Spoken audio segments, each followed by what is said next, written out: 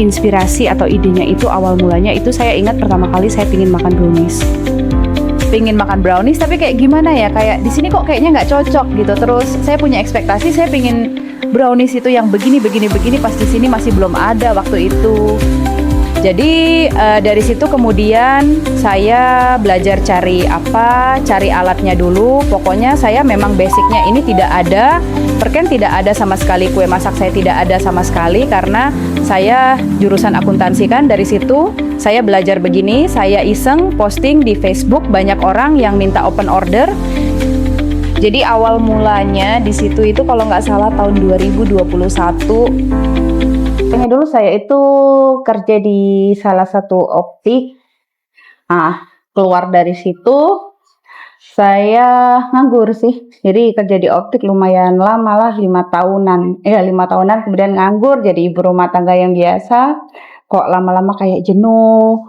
Coba iseng-iseng jualan, tapi jualan waktu itu belum ke brownies, masih ke menu yang kecil-kecil yang lainnya, menu-menu jajanan pasar. Belum yang brownies sekarang ini. Motivasinya pengen ada usaha sendiri itu yang pertama, kayak saya pengen ada pendapatan sendiri. Jadi kayak saya punya prinsip itu, kita jadi perempuan harus bisa mandiri. Sekalipun kita ada pendamping, ada suami, tapi kita wajib berdiri di kaki kita sendiri. Jadi kalau misalkan istilahnya, oh saya mau pingin beli ini beli itu, kita tinggal beli aja tanpa ini. Kalau saya sih begitu motif. Jadi terus juga mungkin lebih ke siapa tahu apa bisa istilahnya angkat perekonomian keluarga, begitu juga sih. Tapi kalau saya memang dari awal tujuannya kayak saya jenuh di fak-fak, daripada saya tidak ada kegiatan ya, lebih baik saya cari kegiatan jualan atau apa.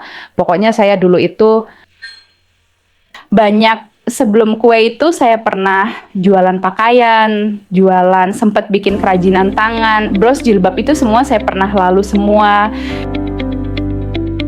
Itu pokoknya 2000 berapa ya, 2019 ya. Apa yang paling menantang? Oh tidak, yang apalagi kayak kita di fak-fak ya.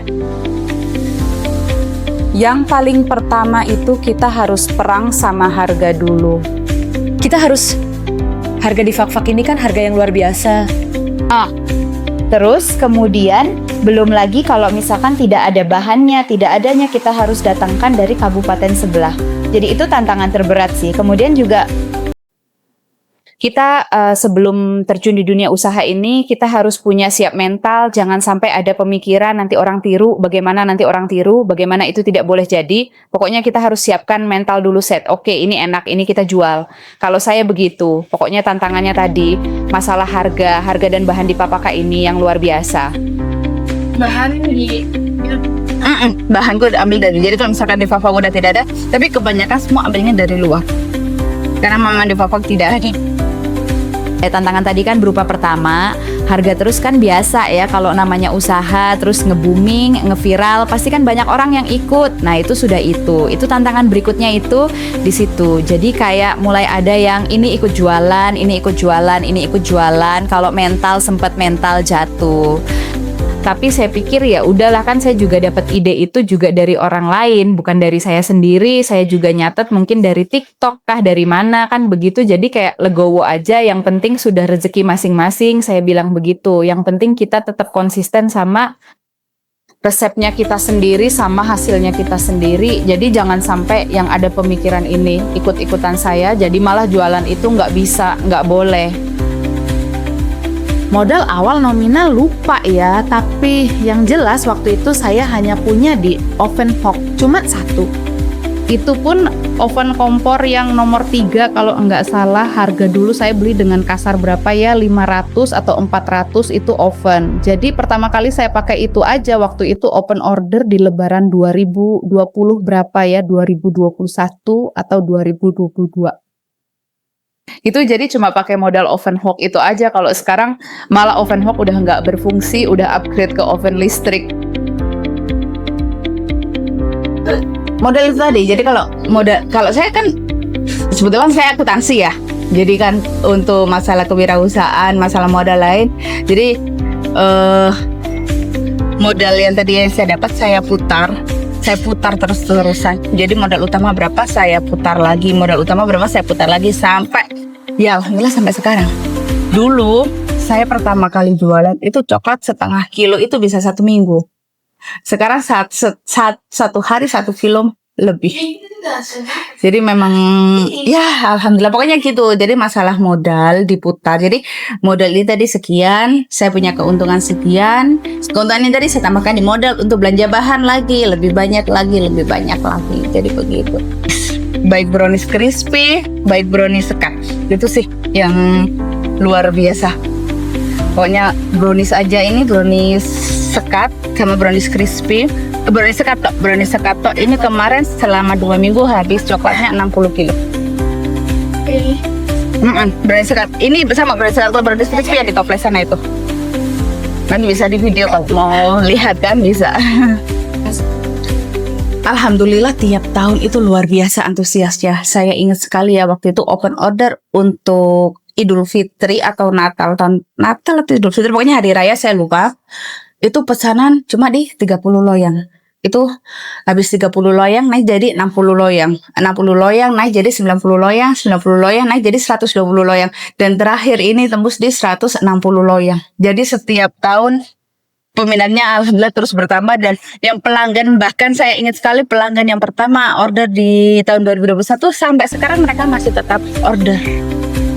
Luar biasa perkembangannya memang.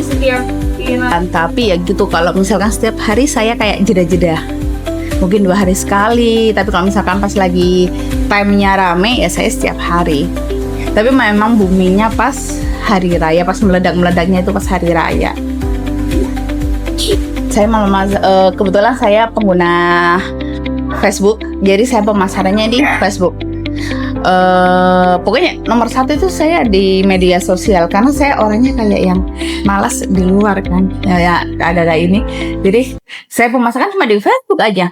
Kemudian jangan lupa saya pakai stiker. Jadi kalau ada orang tinggal ini. Jadi dari adanya stiker ini tadi banyak orang yang hubungi saya lewat WA. Jadi bukan hanya lewat di Facebook. Jadi orang yang tidak ini mungkin kan ada orang yang tidak pakai Facebook. Jadi dia bisa hubungi saya lewat WA begitu.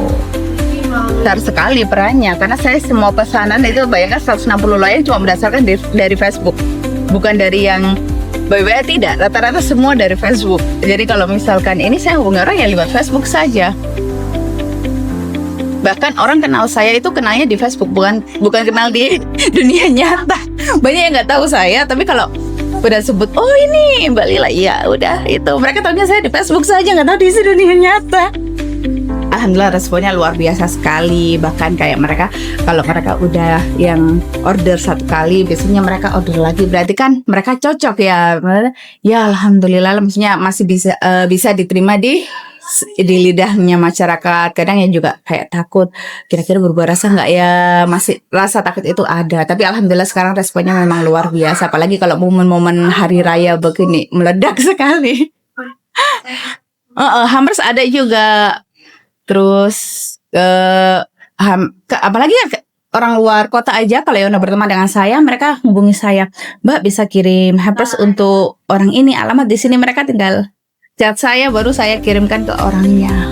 Itu pun semua hanya dari Facebook saja, tidak ada yang lain. Tantangan sekarang ini itu tadi, pertama bahan, terus sekarang ini kan saya lagi udah berapa tahun ya saya pakai produk pakai telur asli Fafak. Nah telur asli Fafak ini kan bagus sekali, dia telur yang fresh segar gitu. Saya kesusahan di situ kayak karena kan di Fafak masih terbatas ya ternak telurnya, jadi kayak harus nunggu gitu. Kadang ini aja pesanan masih banyak, saya udah kehabisan telur, mau nggak mau ya saya stop karena saya tipe orang yang nggak bisa maksakan keadaan. Misalkan kayak gini, bahan ininya habis, saya ganti aja dengan yang lain. Saya nggak bisa. Jadi lebih baik saya stop daripada ngerubah kualitas saya punya produk ini tadi. Kayak misalkan ada apanya yang habis, saya lebih baik stop aja, nggak usah jualan. Saya orangnya begitu memang. Prinsip atau nilai apa yang selalu dipegang dalam mengembangkan usaha? Itu tadi kalau saya prinsip begini, kita usaha itu harus jujur. Yang pertama itu satu, jujur. Kemudian kita harus pintar menjaga kualitas, kebersihan, menjaga rasa. Saya punya prinsip begini, saya mau jual apa yang saya makan juga. Jadi jangan sampai saya jual saya nggak bisa makan, itu nggak. Jadi kayak prinsip, ini enak, ini cocok di lidah saya suka, itu baru saya jual. Karena prinsip saya begitu tadi, saya mau makan yang enak, orang lain pun harus juga merasakan masakan yang enak juga, kue yang enak. Kalau saya begitu, jadi bagaimanapun saya tetap, makanya saya bilang kalau saya punya bahan ada yang habis, lebih baik saya stop daripada saya nge-opsi dengan bahan lain yang berubah rasa. Saya tidak mau sama sekali, karena itu nanti malah menjatuhkan saya punya kredibilitas usaha saya juga sendiri. Terus kayak konsumen kok rasanya beda ya. Nah, otomatis kan mereka ada pemikiran nanti lari gitu loh, pelanggan bisa lari, malah kita sendiri yang rugi. Jadi kalau prinsip saya begitu. Pencapaian ini apa ya? Pencapaiannya gimana Masnya? Sekarang lebih terkenal gitu.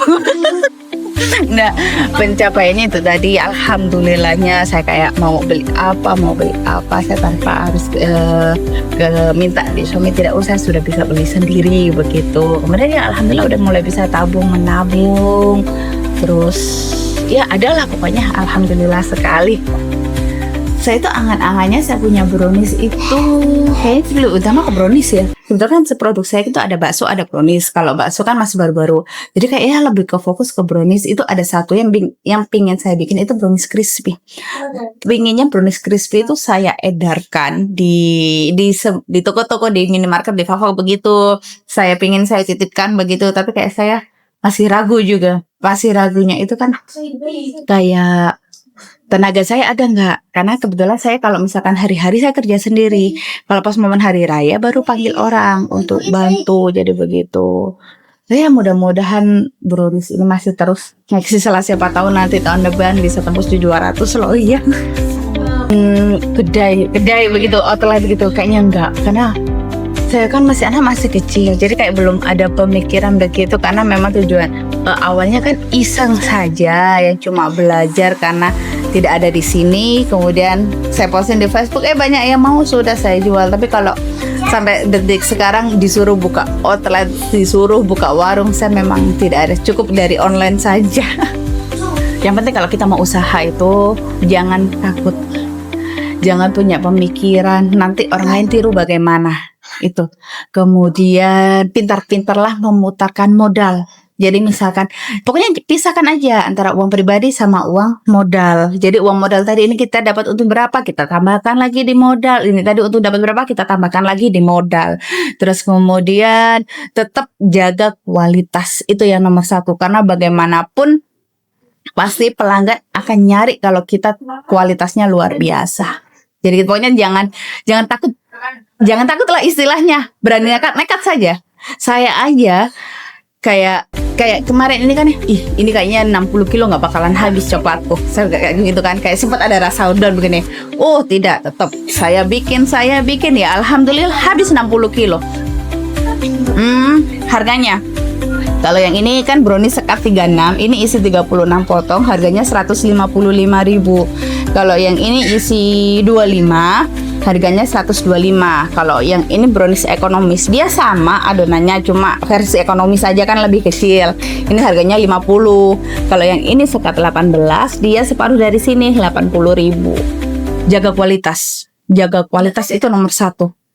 Jadi karena saya sendiri kalau misalkan saya makan di tempat orang lain dan rasa berubah-ubah, saya pasti sakit hati, saya nggak mau balik lagi. Tapi kalau kita rasanya konsisten jaga kualitas, itu tetap orang akan balik. Sekalipun misalkan orang ini udah lama nggak order gitu kan ya, udah nggak apa-apa, tapi nanti pasti suatu saat dia balik lagi. Karena saya udah baca itu semua selama 4 tahun ini. Yang penting kita harus jaga kualitas, konsisten, itu nomor satu.